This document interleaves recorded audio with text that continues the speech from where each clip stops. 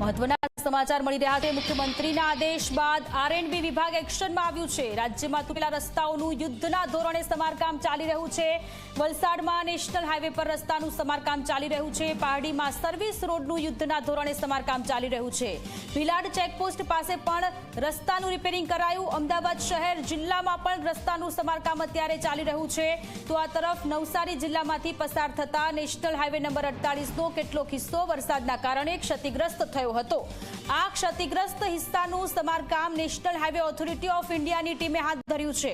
વરસાદ ઓછો થતા પેચવર્ક અને જરૂરી રિપેરિંગની કામગીરી વિવિધ એજન્સીઓ દ્વારા શરૂ કરવામાં આવી છે।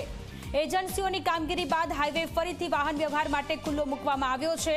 મહત્વનું છે કે ચોમાસું થયા બાદ રાજ્યમાં ઠેર ઠેર રસ્તાઓ તૂટી જવાની ઘટનાઓ સામે આવી હતી, જેમાં ઘણી બધી ફરિયાદ મુખ્યમંત્રી ભૂપેન્દ્ર પટેલ સુધી પણ પહોંચી હતી। ચોમાસાની શરૂઆતે જ રસ્તાઓ તૂટી જતા ખુદ મુખ્યમંત્રી ભૂપેન્દ્ર પટેલ લાલઘૂમ થયા હતા અને અધિકારીઓને તાત્કાલિક તમામ રસ્તાઓ રિપેર કરવા માટેનો આદેશ કર્યો હતો, જેના પગલે આરએનબી વિભાગ એક્શનમાં આવ્યું છે અને રાજ્યભરમાં તૂટેલા રસ્તાઓનું યુદ્ધના ધોરણે સમારકામ ચાલી રહ્યું છે।